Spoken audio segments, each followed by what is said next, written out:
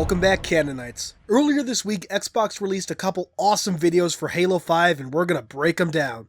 Warning, potential spoilers ahead, so continue at your own risk. Our first is dubbed the Halo 5 Cinema First Look. For those not in the know, this was originally shown in theaters, hence the name, and leaked online, I think a week or two ago. So let's take a look at all the new footage and see what we can see. As with the Vidoc from a while back, I've organized the footage into sections based on what looks to go together. We start out with a Pelican landing in the Infinity Landing Bay, my guess right after capturing Dr. Halsey, which seems to be vindicated by the very next scene. After that we have Buck and Locke, Buck talking about something. Maybe this is when Osiris is informed of their job to hunt down Blue Team? We then have Lasky speaking with an SOS Sangheli, followed by him looking pretty distraught. Did he receive an unfavorable order or disappointing news, or did he have to lie to someone? Might he have just sent Osiris to Sanghelios, or more specifically, Sunayon? It could be anything, really. Moving forward, we get some scenes showing off Osiris. My guess would be right before Sunayon, though the fact that the segment ended with them actually being deployed to Sunayon certainly influenced that deduction. And while there is plenty of recycled footage from the Sunayon demo, this here is very new. Osiris, clearly still in Sunayon, looking at an activated Guardian. The next scene is a little hard to place, but given the ocean-esque background, it seems to suggest that this is again Sunayon and we have Locke dropping over a burning Guardian. Maybe he sees an opportunity to catch Blue Team and dives hoping to confront the legendary Spartan team. Vale follows him shortly after. It could be too that the scenes of Locke hanging and the scene of him dropping are from two different parts of the game. Speaking of dropping, here's Locke ripping off one of the Chief's moves from Halo 4. I kid, he's actually ripping off Agent Carolina. But in all seriousness, the visual parallel is actually pretty cool, and given the blue sky and the presence of a Guardian, I can't help but wonder if this might be that same location we saw Blue Team in during the last Vidoc. Speaking of Blue Team, they're definitely present in this Vidoc. The first scene looks, to me, like it might be from a section of the level Blue Team itself, and the background, though blurred, looks to be pretty human/UNSC. The next scene I found particularly interesting. While nothing of note stands out at first glance, if you look, you can see what appears to be an SOS Sangheli dead in the background. Now naturally it could be a Storm Sangheli with reddish armor, but the red looks way more like the SOS armor. To me at least. But regardless, if that is an SOS Sangheli, what killed him? Blue Team? Or something else? Next, we see the Spartans on a lush world with Forerunner architecture, perhaps again the same planet where Locke was practicing his skydiving. Finally, for now at least, we see Blue Team inside a Forerunner construct, the inside of a Guardian perhaps. We then get a scene with the Arbiter probably giving an awesome speech. This most likely takes place after the events of the gameplay we're going to be going over in a bit. The next scene is one we've seen, but slightly extended. Buck holding up a pistol.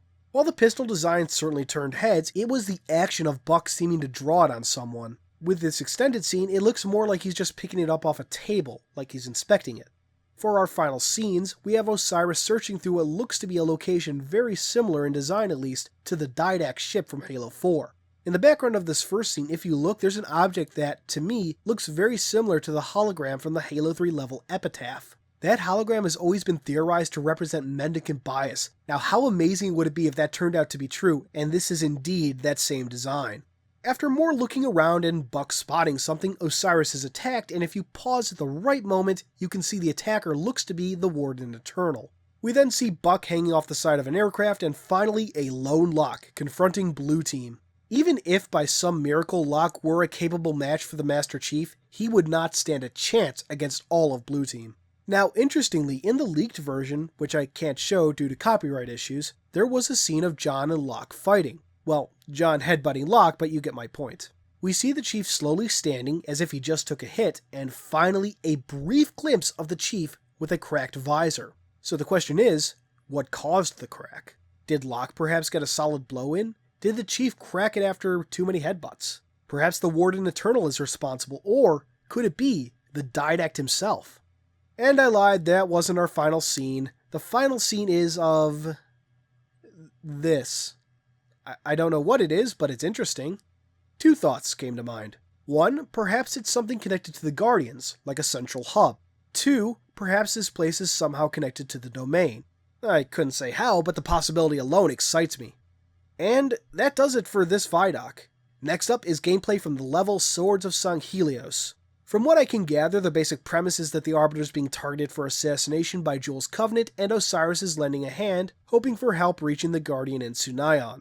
We start out as the Swords of Sanghelios deploy Osiris to Sanghelios, and a few things stand out. First, the Lich and Phantom. Both have a deep reddish hue. I don't know why I didn't notice this until now, but it's very apparent here. Also, probably our best look at Sanghelios yet. A little more blue compared to past depictions, but it's a change I'm not exactly against. I imagine Sangheli need to drink water too. As Osiris is deployed, we get our first solid date, October 27th, 2558. 343, you clever bastards.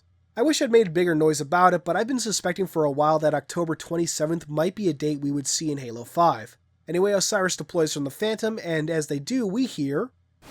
Arbiter has united the keeps and formed a new alliance, the Swords of Sanghelios. So, a few things.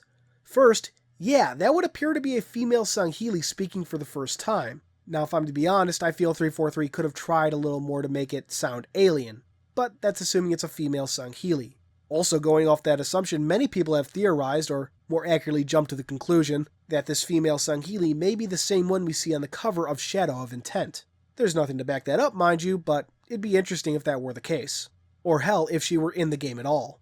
Also of interest are her words. The Arbiter has united the keeps. Seems he's come a long way since 2553, as one would expect. But more interesting is what this implies, that for the most part, Sanghelio itself is united under the Arbiter, even if the species as a whole isn't quite there. The video mostly shows off gameplay, and I gotta say, I'm loving what I'm seeing. Moreover, I love hearing the Covenant speak English. The Jackals were a big worry for me, as I've always had trouble imagining them speaking English given how they sound in the games. However, I think 343 nailed it.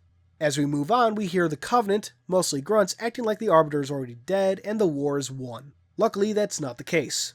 Later on, as we come to a new section, Vale remarks, "These are pre-Covenant Sangheli ruins. They were already ancient history before humanity built the pyramids." Before we join another battle, to which Buck says, "Act casual. Maybe they won't notice us." God, classic Nathan Fillion, am I right? Anyway, the gameplay comes to an end as Locke spots a building under attack, Vale informing us that it's called the Elder Council Chamber, and a Sangheli named Maki Chava said that it's where the Arbiter is located. And that's pretty much it, though before we go I have to talk about Maki Chava. This gameplay isn't the first time we've seen that name come up. Much to my disappointment, I failed to mention him during the breakdown of the last Vidoc, where his name appears on Locke's HUD. Besides apparently being a semi-important character, really look at that clan name, Chava.